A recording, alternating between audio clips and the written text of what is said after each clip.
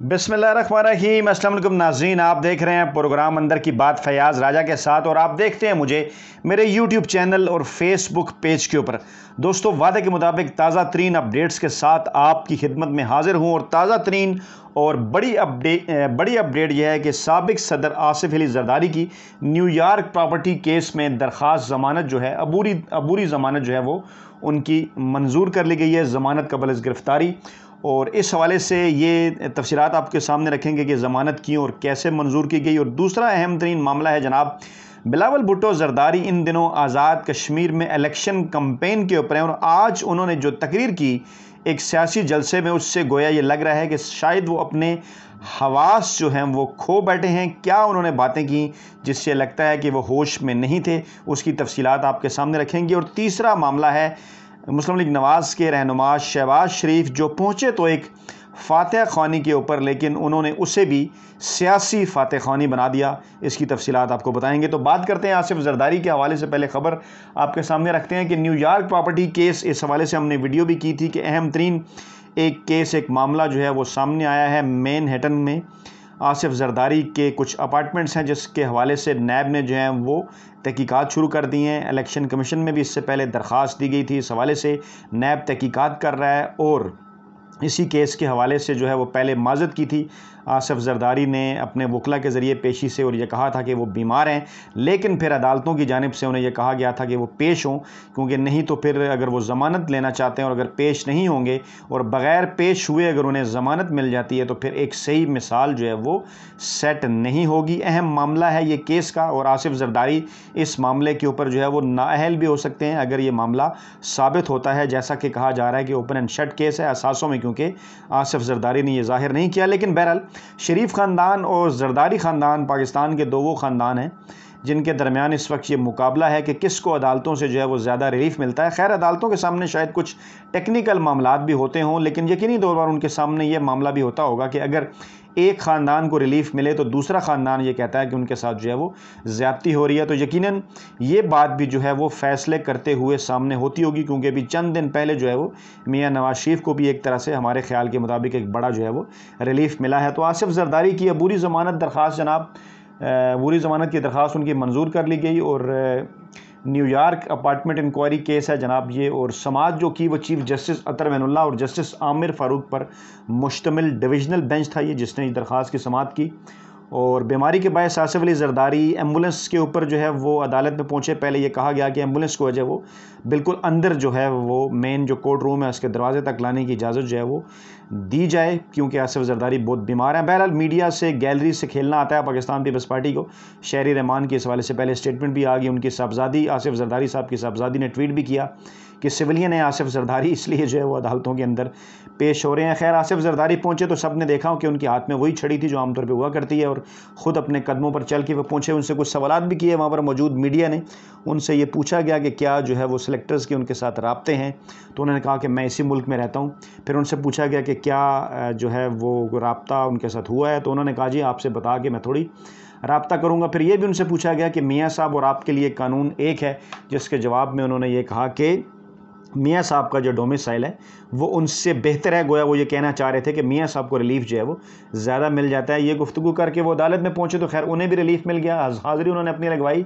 और वकला की जानिब से जो है वो न्यूयॉर्क प्रॉपर्टी केस में अबूरी ज़मानत की दरख्वास्त जमा कराई गई थी। अदालत ने आसिफ जरदारी की अबूरी ज़मानत की दरख्वास्त मंजूर करते हुए 5 लाख रुपये के ज़मानती मचलके जमा करवाने का उन्हें हुक्म दिया। और हाई कोर्ट ने आसिफ जरदारी की ज़मानत कबल गिरफ़्तारी जो है वो 28 जुलाई तक मंजूर की है, और नैब को नोटिस जारी करते हुए जवाब भी तलब कर लिया है। तो मामला अब 28 जुलाई तक चला गया है। दूसरा मामला है शहबाज शरीफ का। आबिद शेर अली जो मुस्लिम लीग नवाज़ के रहनुमा हैं, उनकी अहलिया की वफ़ात हुई थी, और सोशल मीडिया के ऊपर भी, और खैर बात तो दुरुस्त थी, लोगों ने यह कहा कि ये किस किस्म का पैसा, दौलत और मुकाम है कि आपके रिश्तेदार फ़ौत हो जाते हैं, आपकी बीवी फ़ौत हो जाती है, आपकी वालदा फ़ौत हो जाती है, लेकिन आप वापस नहीं आते इस डर से कि कहीं किसी केस में गिरफ़्तार ना हो जाएं। तो आबिद अली की अहलिया की वफ़ात हुई थी, और ताज़ियत के लिए, फ़ातह ख़ानी के लिए शहबाज शरीफ जो है वो उनके घर पहुँचे, और बजाय ये कि वो फ़ातह ख़ानी करें, वहाँ पर उन्होंने अपनी सियासी फ़ातह ख़ानी शुरू कर दी। ایک بات ہم اکثر دیکھتے ہیں کہ عمران خان نے جو ہے وہ چاروں شانے چت کر دیا ہے، کیونکہ اپوزیشن کو، اور اب شہباز شریف ہوں، مریم نواز ہوں یا بلاول بھٹو ہوں، وہ جہاں پر بھی موجود ہوں، وہ جس قسم کی گفتگو کرتے ہیں بالکل اس طرح سے لگتا ہے جیسے ہارے وہ جواری جو ہیں وہ بات کرتے ہیں. اور شہباز شریف کی آج کی گفتگو کی بالکل اسی طرح ہارے اور جواری کی طرح تھی. مہنگائی کے حوالے سے انہوں نے بات کی، حالانکہ ان کے سامنے اگر ان کے دور کے اخبارات اور ان کے دور کے ٹی وی پروگرامز اور باقی ساری چیزیں سامنے رکھی جائیں تو کسی صورت ان کے دور میں جو مہنگائی ہے وہ آج سے کم نہیں تھی، اس سے کہیں زیادہ جو ہے وہ لوگ بلبلا رہے تھے. لیکن خیر، کیونکہ اب حکومت میں عمران خان ہے اور شہباز شریف کے پاس کوئی اور تو راستہ ہے نہیں، پوری انہوں نے کوشش کر کے دیکھ لی کہ عمران خان کو گھر بھیجیں گے، نہیں بھیج سکے. اب وہ سوائے تنقید کے کچھ نہیں کر سکتے، تو اس فاتح خانی کو شہباز شریف صاحب نے سیاسی فاتح خانی جو ہے وہ بنا ڈالا اور دل کے پھپھولے انہوں نے پھوڑے.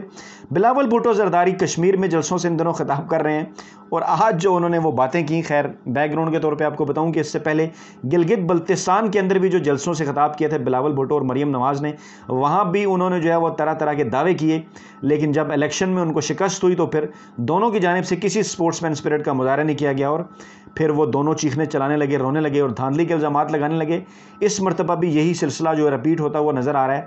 اور بلاول بھٹو زرداری صاحب جناب، انہوں نے وہاں پر جو گفتگو فرمائی، ایک تو انہوں نے جیسا کہ میں نے آپ کو کہا نا کہ عمران خان نے چاروں شانے چت کر دیا اپوزیشن کو، تو ایک طرح سے بلاول بھٹو نے جو ہے وہ نون لیگ کے اوپر بھی تنقید کی اور مولانا کے اوپر بھی تنقید کی، کیونکہ انہوں نے حلوے کا ذکر کیا. انہوں نے کہا جناب کہ وہ اگر عمران خان اور عثمان بزدار کے خلاف اگر عدم اعتماد کوئی لانا چاہتا ہے تو ہم ساتھ دیں گے، آج بھی ساتھ دینے کے لیے تیار ہیں، لیکن اگر آئندہ حلوے کھانے کے لیے یا نہاری کھانے کے لیے ہمیں بلایا گیا تو ہم کسی بھی اتحاد کا حصہ نہیں بنیں گے.